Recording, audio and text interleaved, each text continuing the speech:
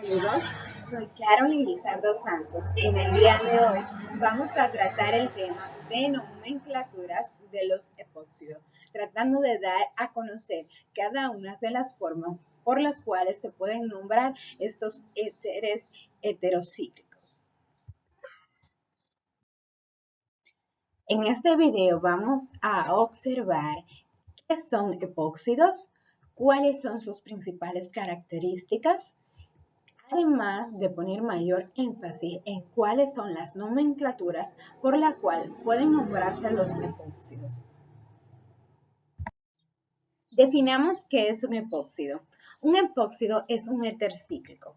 Como ustedes pueden observar, un éter sería la unión del oxígeno con dos carbonos. Ahora bien, en un éter cíclico o un éter heterocíclico tenemos aquí el oxígeno unido a dos radicales, a dos carbonos, pero a diferencia del éter, estos están unidos a su vez.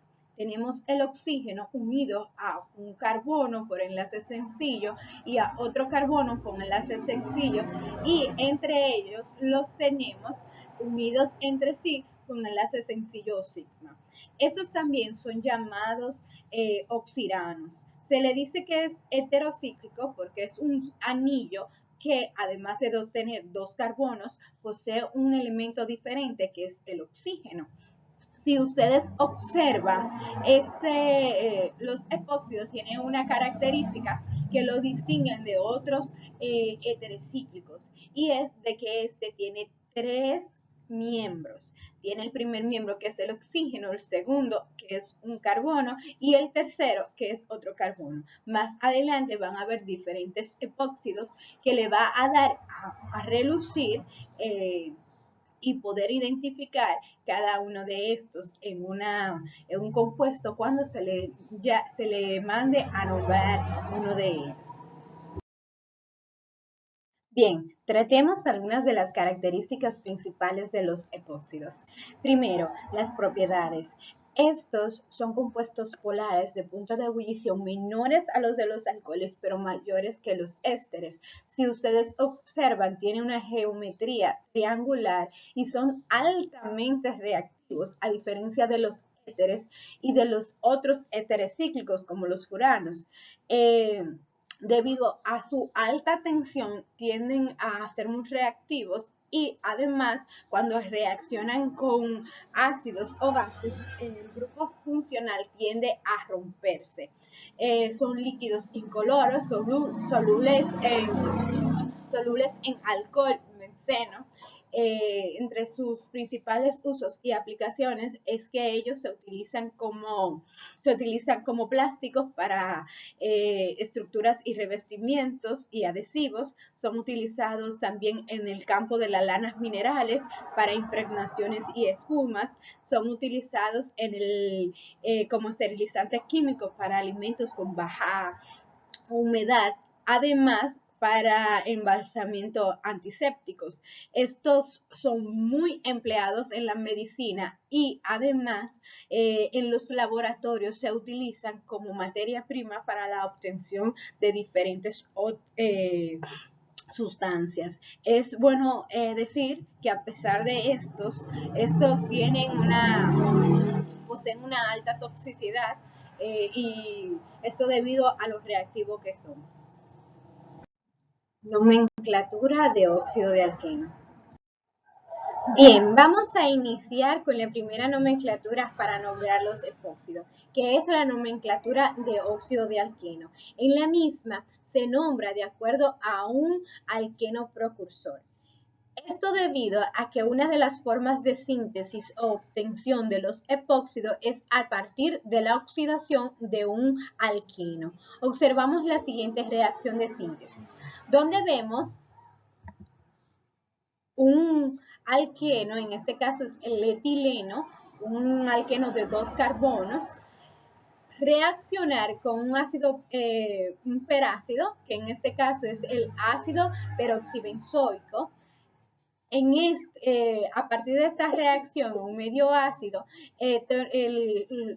enlace carbono-carbono, el doble enlace carbono-carbono se rompe y el oxígeno de este se pasa al carbono oxidándolo y dando como resultado el óxido de etileno. Entonces, para nombrar de esta forma, simplemente colocamos o anteponemos al nombre la palabra óxido de, seguido del nombre del alqueno precursor o del alqueno que se oxidó. Entonces, observemos el primer ejemplo. Tenemos aquí un epóxido. ¿Por qué? Vamos a ver cómo identificarlo. Tenemos 3 miembros, 1, 2 y 3, en un ciclo, en un anillo, es decir, que es un epóxido. Observamos el siguiente. Tenemos un ciclohexeno, pero observen que aquí está unido a un epóxido. ¿Por qué? Porque tiene 1, 2 y 3 miembros. Nombramos el primero de acuerdo a la nomenclatura de óxido de alqueno. Tenemos aquí un carbono, tenemos el segundo carbono, vemos que aquí el tercer carbono es este, entonces tenemos 3 carbonos. Si aquí hubiese un doble enlace, esto fuera un propeno, ¿verdad? Aquí tenemos en el carbono 2 un metil. Podemos subir hacia acá, pero hacia acá, o ir hacia acá. Convencionalmente tomamos la cadena lineal, la más larga que sea lineal. Entonces, si fuera un alqueno, el alqueno precursor de este epóxido sería el 2-metilpropeno, como ya seguro ustedes han visto. Entonces, para nombrar esto, anteponemos la palabra óxido de y el nombre del alqueno que acabamos de mencionar. Sería el nombre óxido de 2-metilpropeno. Vamos a este ciclo. Vemos que esto es un ciclo hexano, ¿verdad? Pero si aquí hubiese un doble enlace, si pensemos que este oxígeno no está aquí, sería un ciclo hexeno. Simplemente para nombrar este colocamos óxido de ciclo hexeno. Muy sencillo. Observamos los siguientes ejemplos. Aquí tenemos un epóxido debido a que tiene 3 miembros, el ciclo 1, 2 y 3. ¿Por dónde iniciamos a contar? Si iniciamos a contar por aquí 1, 2 y 3, el epóxido quedaría en más alejado que si iniciamos por aquí 1 y 2. Recuerden que estamos nombrando por una nomenclatura que esto sería un alcano precursor. Aquí donde estuviera el oxígeno, estuviera el doble enlace y sería el 1, 2, el 2. Vamos a contar. Tenemos un carbono, 2, 3, 4 y 5, ¿verdad? Disculpen los números. Entonces, este sería el 2-penteno, ¿verdad? Simplemente o colocamos el 2 o en la palabra óxido y luego seguido del 2-penteno. O si observamos también aquí, vemos que tiene estos carbonos que están unidos al epóxido mirando hacia el frente. Lo que quiere decir que utilizamos la palabra cis, porque están los dos mirando hacia acá, ¿verdad? Entonces sería óxido, escribimos la palabra óxido de cis 2-penteno. Vamos aquí. Iniciamos a contar de este lado para que imaginemos que el doble enlace esté aquí y está en un número pequeño. O imaginemos también que aquí está el oxígeno y de este lado sería el epóxido con menos numeración, ¿verdad? Tenemos 1, 2, 3, 4, 5 y 6. Este sería el hexeno. Sí, el 2-hexeno. Como están los dos mirando hacia el frente, utilizamos cis. Si no fuera el caso, si uno estuviera hacia acá y otro hacia allá, sería trans. Entonces, para nombrarlo, usaríamos óxido de cis 2-hexeno. Nomenclatura de Hashan-Whitman. Nomenclatura de Hasher-Whitman. En este tipo de nomenclatura se nombran los heterocíclicos de acuerdo a sus características, con sufijos y prefijos. En el caso de los epóxidos, como tiene el oxígeno, es un ciclo que posee un oxígeno, se le coloca oxa. Y como tiene 3 miembros, irano. Es decir, al final de cada una de las nomenclaturas que tenemos donde tenemos un epóxido, vamos a colocar la terminación oxirano. En este sistema se cuentan lo que está lo que está unido al oxirano como sustituyente, y se inicia a contar por el oxígeno, no muy diferente a la anterior.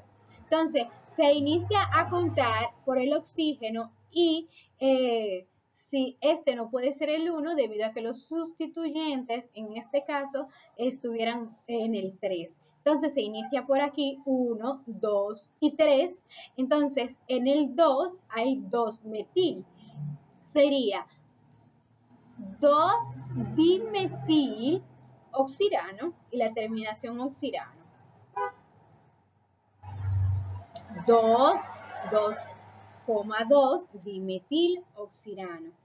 En el caso de cuando tenemos un epóxido unido a un ciclo, este tipo de nomenclatura no aplica. Bien, tenemos estos dos ejemplos que son los mismos que los anteriores. Lo estoy haciendo así para que en todas las nomenclaturas vean las diferencias. Entonces, iniciamos con este. Aquí observamos que un epóxido tiene 3 miembros, ¿verdad? Y podemos comenzar a contar o por aquí o por aquí. Pero por razones de convención, vamos a nombrar de acuerdo al número que esté más pequeño de acuerdo al orden alfabético. Aquí tenemos 1, 2 y 3, un propil de este lado y aquí tenemos un metil. Entonces vamos también a observar que tiene la orientación hacia el frente, por lo cual es cis. Entonces sería 1, vamos a contar, 1, 2 y 3, ¿verdad? 2-metil, cis, 2-metil, 3-propil, oxirano, cis, 2-metil, 3-propil, oxirano. Vamos a observar esta. Este sería el carbono 1, siempre el oxígeno será, tendrá la numeración 1. Aquí tenemos un etil y aquí un metil. La E va antes que la M, entonces este va a ser el 2. También están orientados hacia el frente, por lo cual sería cis, 2-etil, 3-metil, oxirano.